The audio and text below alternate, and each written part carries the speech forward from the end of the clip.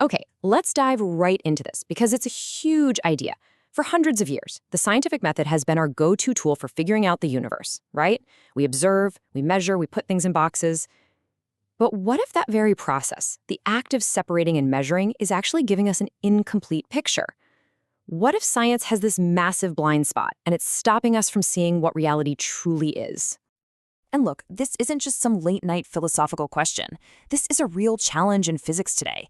We've hit some serious roadblocks, these deep conceptual puzzles, things like the measurement problem in quantum mechanics or why general relativity and quantum theory just can't seem to play nicely together.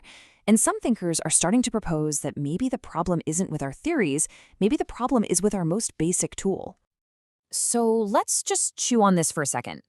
What if reality at its most fundamental level is just one single unbroken thing?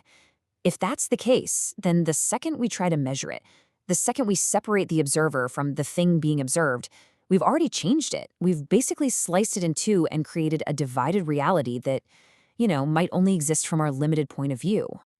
Now, this problem actually has a name. It's called an epistemological impasse.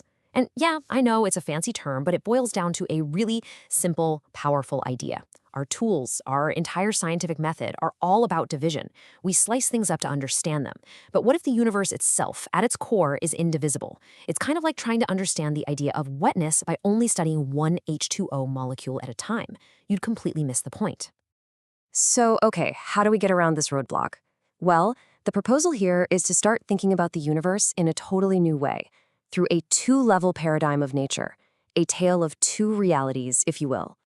And this chart just lays it out perfectly. On one side, you've got level 2. That's the world we see, the world we measure. Think of it as the map. And on the other side, you have level 1, this proposed foundational reality, a single whole object that exists before we even show up. That's the territory itself. And for centuries, all of our science has been about making a better and better map, but we might have totally forgotten about the territory it's supposed to represent. Let's dig into level 2 a bit more. This is our home turf. It's the reality that is literally constructed from the act of measurement. Every single experiment we've ever run, every bit of data we've collected, every law of physics from Newton to Einstein, all of it lives right here, in this world, built on making distinctions. It's absolutely real, but it might just be a derivative reality. Now, level 1, this is the big kind of mind-bending idea. This is the proposed fabric of reality itself. And the key concept, the thing to really hold on to, is that it's a one whole object. It's not a collection of little particles and forces buzzing around. No, it's a single, unified thing that exists before we get there, with our scientific instruments to start chopping it up. Okay, so if you're thinking, this sounds pretty cool, but how in the world could you ever prove it? Then you have just hit on the most fascinating central challenge of this entire idea. And here's the core dilemma right here. It's this fundamental, logical catch-22. All of our scientific tools are designed to divide and measure. But level 1, by its very definition, has no parts to measure. Trying to observe it directly with our current methods is literally a contradiction in terms. And that leads to this really stark conclusion from the source material. It's not just that proving level 1 is hard, it's that it is logically impossible, at least using our current methods. But this isn't a failure. It's actually a giant signpost telling us that we need a completely different approach, a whole new way of doing physics. So, if we can't observe it, what are we supposed to do? Well, this is where the proposal gets really creative, truly innovative. We're going to pivot from just passively observing to actively demonstrating. So the whole line of thinking just flips on its head. If you can't deconstruct nature to find its most basic layer, what if you tried to construct it instead? What if you could build a working model, a kind of analog of reality from the ground up, based on the principles of that indivisible level 1?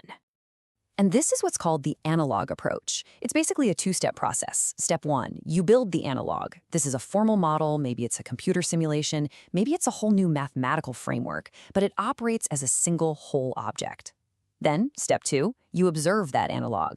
You poke it, you prod it, and you test if its behaviors perfectly match the complex things we actually measure in our world at level 2. If this works, it wouldn't just be some neat party trick. It would be a whole new form of scientific validation, a way to actually test a hypothesis that is, by any other conventional means, totally unfalsifiable. And the test here is incredibly strict. It's not enough to just have a cool theory. To succeed, you have to meet two really tough criteria. First, you have to actually successfully engineer a functional analog, and second, that analog has to flawlessly reproduce the reality we observe. It has to behave exactly as nature does. So the proof isn't in seeing level 1, it's in successfully building it. So why does all of this matter? Well, the ultimate goal here is to get what the researchers are calling a new clarity.